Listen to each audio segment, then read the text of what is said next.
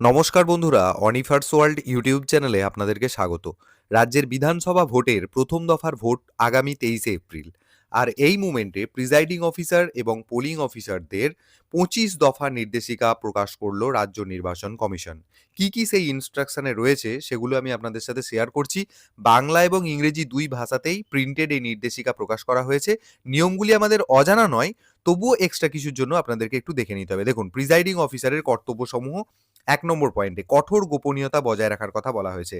Presiding officer বা polling অফিসারদের পরামর্শ দেওয়া হচ্ছে যে তারা যেন কোনো অপরিচিত ব্যক্তিকে তাদের ফোন নম্বর না দেন এবং কারো কাছ থেকে কোনো সাহায্য বা উপহার গ্রহণ না করেন। এটি ভোটকে প্রভাবিত করার অপরাধ হিসেবে গণ্য হবে এবং একটি দণ্ডনীয় অপরাধ। এছাড়াও যদি কোনো ব্যক্তি কোনো কিছুর প্রস্তাব দিয়ে বা হুমকি দিয়ে ফোন করে, তবে তা অবিলম্বে সেক্টর অফিসারকে জানাতে হবে। ২ নম্বর, ডিস্ট্রিবিউশন সেন্টারে যোগাযোগ। ডিস্ট্রিবিউশন সেন্টারে পোলিং টিমকে অবশ্যই তাদের সেক্টর অফিসার এবং অ্যাসিস্ট্যান্ট সেক্টর অফিসারকে চিনে নিতে হবে এবং তাদের সাথে যোগাযোগ রাখতে হবে। পোলিং পার্টি তাদের দেওয়া নির্বাচনী সরঞ্জামগুলি গ্রহণ করবে এবং যাচাই করে নেবে। ৩ নম্বর, লাস্ট মিনিট ব্রিফিং বা এলএমবি। P-1 ডেতে অর্থাৎ ভোটের আগের দিন ডিসিআরসিতে পোলিং টিমকে প্রিজাইডিং অফিসার এবং পোলিং অফিসারদের ভূমিকা এবং দায়িত্বগুলো পুনরায় ঝালিয়ে নেওয়ার জন্য নির্দিষ্ট হলে ২০ থেকে ৩০ মিনিটের একটি সংক্ষিপ্ত প্রশিক্ষণ অধিবেশনে যোগ দিতে হবে। এই ব্রিফিংয়ের শেষে তাদের একটি লাস্ট মিনিট পয়েন্ট লিস্ট দেওয়া হবে এবং প্রিজাইডিং অফিসার একটি ঘোষণাপত্রে স্বাক্ষর করবেন যে তারা সমস্ত নির্দেশাবলী পালন করেছেন। ৪ নম্বর, নিরাপত্তা ব্যবস্থা। গাড়িতে সরঞ্জাম তোলার পর পোলিং টিম সরাসরি পোলিং স্টেশনের দিকে রওনা হবে। সেখানে পৌঁছে কেন্দ্রীয় সশস্ত্র পুলিশ বাহিনী এসেছে কিনা তা পরীক্ষা করতে হবে। যদি তারা না পৌঁছায়, তবে সঙ্গে থাকা সশস্ত্র পুলিশ বাহিনীকে সাথে থাকার জন্য বলতে হবে, কারণ ইভিএম এর নিরাপত্তা সবথেকে অগ্রাধিকার পাবে। ৫ নম্বর, যেসব পোলিং স্টেশনে সীমানা প্রাচীর নেই, সেখানে সিএপিএফ জওয়ানদের মোতায়েন করার সুবিধার্থে প্রবেশপথে বাঁশের বেড়া দেওয়ার পরামর্শ দেওয়া হয়েছে। সম্পূর্ণ ভবনটি ঘিরে ফেলার কোনো প্রয়োজন নেই। ৬ নম্বর হলো কেন্দ্র পরিদর্শন। প্রিজাইডিং অফিসারকে নিশ্চিত করতে হবে যে ওয়েব ক্যাম বসানোর জন্য পাওয়ার পয়েন্ট দেওয়া হয়েছে এবং ক্যামেরাগুলো সঠিকভাবে লাগানো হয়েছে এবং সেগুলোর অ্যালাইনমেন্ট পোলিং স্টেশনের ভেতরে এবং বাইরে সঠিক আছে। ভোটদান কক্ষের অবস্থান উপযুক্ত কিনা এবং দরজা জানালা সুরক্ষিত কিনা সেটাও খুঁটিয়ে দেখে নিতে হবে। ৭ নম্বর, polling team sector officer, assistant sector officer, returning officer, observer, আরও এবং ডিইওর কন্ট্রোল রুম, সংশ্লিষ্ট সিএপিএফ কোম্পানির কমান্ড্যান্ট এবং কুইক রেসপন্স টিমের সমস্ত ফোন নম্বর হাতের কাছে রাখতে হবে।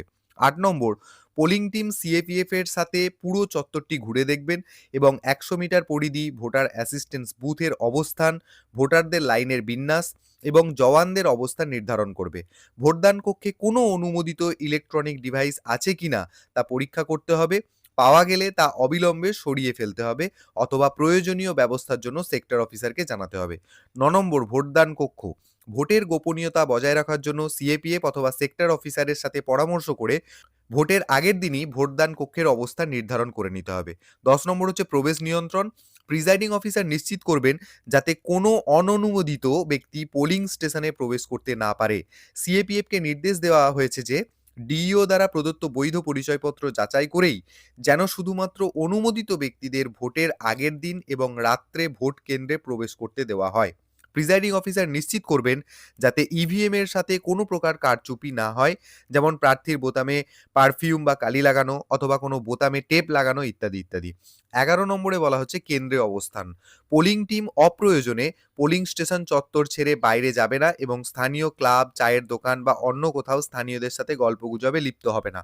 কোনো অজুহাতেই কোনো স্থানীয় ব্যক্তিকে পোলিং প্রাঙ্গণে ঢুকতে দেওয়া হবে না। ১২ নম্বর, খাবার এবং নিরাপত্তা। পোলিং টিম এবং সিএপিএফ টিম শুধুমাত্র জেলা প্রশাসন বা রিটার্নিং অফিসারের ব্যবস্থা করা খাবার গ্রহণ করবেন। তারা স্থানীয় কোনো দোকান বা স্থানীয় বাসিন্দাদের দেওয়া কোনো খাবার, জল বা পানীয় গ্রহণ করবেন না। ১৩, আগাম প্রস্তুতি। ভোটের দিন ভোর ৪:৪৫ মধ্যে পোলিং টিমকে ভোটের জন্য প্রস্তুত থাকতে হবে। পরিচয়পত্র যাচাই করার পর তারা পোলিং এজেন্টদের ভেতরে প্রবেশের অনুমতি দিতে পারেন এবং প্রয়োজনে সিএপিএফ এর সহায়তা নিতে পারেন। ১৪ নম্বর, মক পোল। নির্ধারিত সময়ে মক পোল শুরু করে দিতে হবে। মক পোল শেষ হওয়ার পর পোলিং এজেন্টদের স্বাক্ষর নিতে হবে এবং সবথেকে গুরুত্বপূর্ণ বিষয় হলো মক পোলের পর ভিভিপ্যাট এবং কন্ট্রোল ইউনিট অবশ্যই ক্লিয়ার করতে হবে। ১৫ নম্বর হলো সিলিং।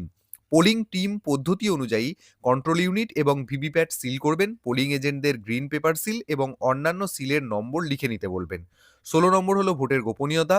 ভোটদান কক্ষটি এমনভাবে স্থাপন করতে হবে যাতে ব্যালট ইউনিটটি বাইরে থেকে অথবা পোলিং এজেন্টদের বসার জায়গা বা ক্যামেরার অবস্থান থেকে দেখা না যায়।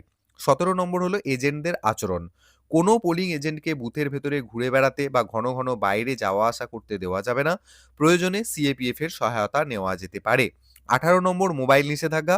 বুথের ভেতর মোবাইল ফোন সম্পূর্ণ নিষিদ্ধ। কোনো পোলিং এজেন্ট বা ভোটার পোলিং স্টেশনের ভেতরে মোবাইল ফোন নিয়ে আসতে পারবেন না। কেউ এটি অমান্য করলে সিএপিএফ এর সাহায্যে তাকে পোলিং স্টেশন থেকে বের করে দেওয়া হতে পারে। ১৯ নম্বর এজেন্টদের জন্য বিধিনিষেধ। পোলিং এজেন্টরা বুথের ভেতরে জল ছাড়া অন্য কোনো খাবার বা পানীয় গ্রহণ করতে পারবেন না। নিয়ম লঙ্ঘনকারীকে সিএপিএফ এর সহায়তায় বের করে দেওয়া হতে পারে। ২০ নম্বর জরুরি সতর্কতা। যদি কোনো ভোটদান পদ্ধতি লঙ্ঘিত হয় বা অমান্য করা হয়, তবে প্রিজাইডিং অফিসার অবিলম্বে ইসিআই নেটের প্রো মডিউল অ্যালার্ট সক্রিয় করবেন এবং প্রয়োজনে সিএপিএফ টিমকে বুথের ভেতরে ডাকা যেতে পারে। পরিস্থিতি দ্রুত নিয়ন্ত্রণে না এলে সেক্টর অফিসারের মাধ্যমে বা সরাসরি রিটার্নিং অফিসারকে জানাতে হবে। ২১ নম্বর ডেটা এন্ট্রি। প্রিজাইডিং অফিসার নির্দিষ্ট সময় ভোট শুরুর পর থেকে প্রতি ২ ঘন্টা অন্তর অন্তর ইসিআই নেটের প্রো মডিউলে প্রয়োজনীয় তথ্য এন্ট্রি করবেন। ২২ নম্বর প্রিজাইডিং অফিসার নিশ্চিত করবেন যে কোনো ভোটার ভোট দিতে অস্বীকার করলে তার রেকর্ড রাখা হয়েছে, যাতে 17A এবং 17C রেজিস্টারের রেকর্ডে কোনো গড়মিল না থাকে। ২৩ নম্বর ভোট গ্রহণ সমাপ্তি। ভোট গ্রহণ শেষ হওয়ার পর কন্ট্রোল ইউনিটের ক্লোজ বোতামটি টিপতে হবে। মোট ভোটের সংখ্যা নোট করে পোলিং এজেন্টদের তা লিখে নিতে বলার পর সেই সংখ্যার ভিত্তিতে তিনি 17C ফর্ম পূরণ করবেন। উপস্থিত পোলিং এজেন্টদের স্বাক্ষর নেবেন এবং তাদের প্রত্যেককে একটি করে কপি দেবেন এবং যথাযথভাবে কন্ট্রোল ইউনিট এবং ভিভিপ্যাট সিল করবেন। ২৪ নম্বর যদি কোনো জাতীয় বা রাজ্য স্বীকৃত দলের পোলিং এজেন্ট বিকল্প কোনো এজেন্ট ছাড়াই বুথ ছেড়ে চলে যান, তবে প্রিজাইডিং অফিসার বিষয়টি তদন্ত করবেন এবং এজেন্টকে কারণ জিজ্ঞাসা করবেন। যদি দেখা যায় কোনো ভয়ভীতি বা জোর জবরদস্তির কারণে তিনি চলে যাচ্ছেন, তবে অবাধ ও শান্তিপূর্ণ ভোটের স্বার্থে প্রিজাইডিং অফিসার সিএপিএফকে হস্তক্ষেপ করতে বলবেন। যদি কোনো পোলিং এজেন্ট দীর্ঘ সময় ৩০ মিনিটের বেশি অনুপস্থিত থাকেন, তবে তা অবিলম্বে সেক্টর অফিসারকে জানাতে হবে। লাস্ট অফ অল ২৫ নম্বর মনে রাখবেন যে ভারতের নির্বাচন কমিশনের এই নির্দেশাবলী বা অন্য কোনো নির্দেশ পালনে ব্যর্থ হলে পোলিং টিমের সদস্যদের বিরুদ্ধে কঠোর বিভাগীয় ব্যবস্থা নেওয়া যেতে পারে। এক্ষেত্রে আর কেবলমাত্র প্রিজাইডিং অফিসারের জন্য নয়, সমস্ত পোলিং পার্সোনেলদের জন্যই কিন্তু ২৫ নম্বরটা গুরুত্বপূর্ণ। তো এই মোটামুটি ২৫টা ইনস্ট্রাকশন যেটা আমি আপনাদের সাথে শেয়ার করলাম। অবশ্যই সবার সাথে এই ভিডিওটি শেয়ার করুন, কারণ এগুলি খুবই জরুরি ইনস্ট্রাকশন। এবং আপনাদেরকে বলবো, যারা আপনারা আমার চ্যানেলে নতুন তারা চ্যানেলটিকে সাবস্ক্রাইব করে নিতে ভুলবেন না।